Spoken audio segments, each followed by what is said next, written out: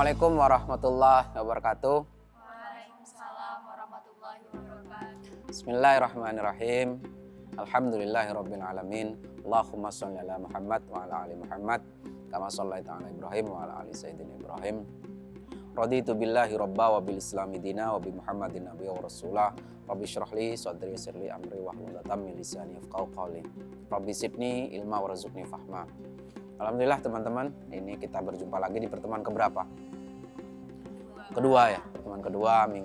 Pekan lalu kita sudah membahas terkait topik lain. Hari ini kita juga akan membahas topik yang berbeda tentunya. Mudah-mudahan diskusi kita nanti berjalan maksimal ya. Jadi teman-teman pulang dari sini tidak ada lagi pertanyaan-pertanyaan. Mungkin ketika berangkat dari rumah, teman-teman atau berangkat dari kos-kosan, barangkali yang kos sudah membawa pertanyaan-pertanyaan di kepala yang ingin diajukan. Silakan, barangkali ada, kita mulai dengan pertanyaan dulu. Ada yang mau tanya? Mau nanya dong. Silakan. Kalau kan babi itu haram. Ya. Kenapa pas zaman Nabi Nuh babi itu diajak naik kapal? Kenapa nggak ditinggalin aja? Sekalian babi itu biar nggak ada generasinya dicemplungin ke buang aja, nggak usah diajak. Ya, menarik. Kenapa babi di zaman Nabi Nuh kok diajak juga ke kapalnya Nabi Nuh sehingga masih ada babi-babi yang lain gitu ya.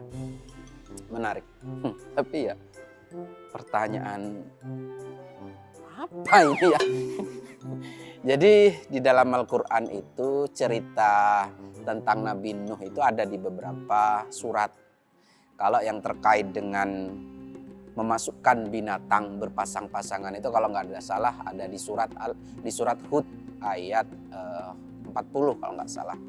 Itu diperintahkan bahwa Nabi Nuh diperintahkan memasukkan binatang berpasang-pasangan.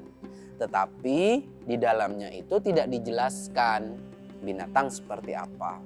Apakah binatang ternak, apakah binatang liar juga yang ada di hutan dipanggil, itu nggak dijelaskan. Dan babi ini kan merupakan binatang yang ada di seluruh dunia. Sedangkan banjir yang terjadi di zaman Nabi Nuh itu hanya di lingkungan Nabi Nuh. Ya ibaratnya mungkin di benua Amerika misalnya gitu ya. Anggaplah Nabi Nuh hidup di benua Amerika misal gitu ya. Jadi yang banjir itu hanya di situ.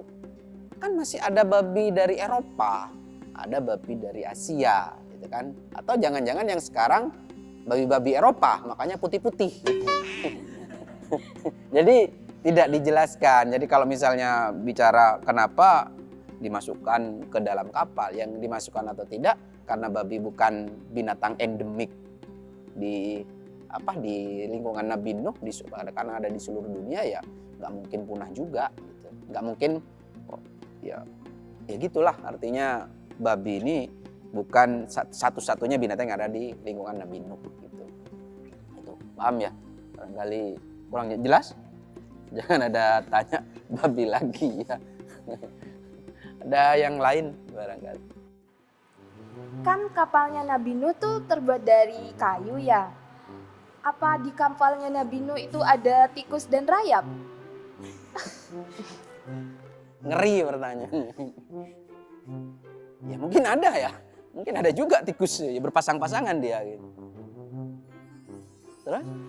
Berarti kalau ada tikus dan rayap, bocor dong kapalnya. Kan itu hewan pengerat. Pertanyaan yang unik ya. Barusan babi, sekarang tikus. Kalau rayap masuk di dalam kapal Nabi Nuh, kan makanannya kayu gitu ya. Sedangkan kapalnya Nabi Nuh itu terbuat dari kayu, bukan logam atau yang lain. Kan otomatis nanti makan. Ya bawa bekal lah dia gitu.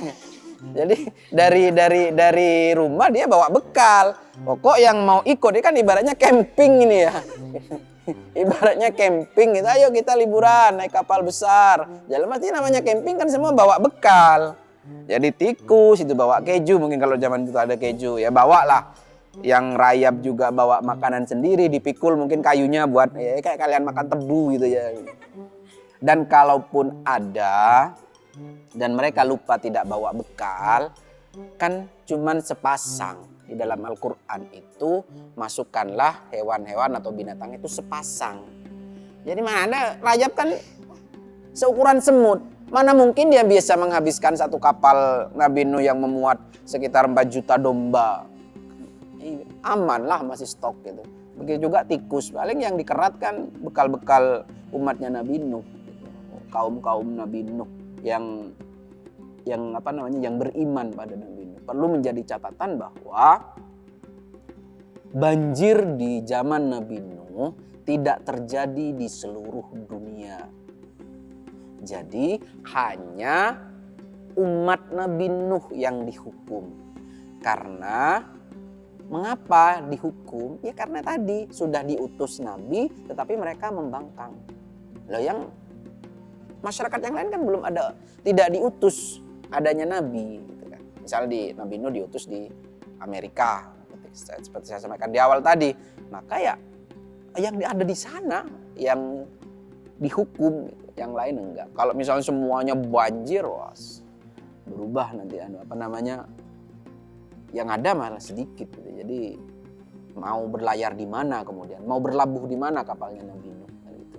Kan pada akhirnya berlabuh toh, berlayar kemudian cari tempat, kemudian selesai banjir mereka akan berlabuh pada suatu tempat yang sampai sekarang menjadi misteri, kalaupun ada hanya ramalan-ramalan yang mengatakan ini bahtera Nabi Nuh.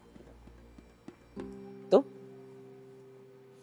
Udah lagi, jadi pertanyaan kalian ini Terakhir ngeri ya? deh Pak, saat kita puasa nih, Nah, kenapa kalau kalau puasa? emosi pas ngerjakan UTS, Emosi pas UTS. itu dosanya ditanggung universitas ya?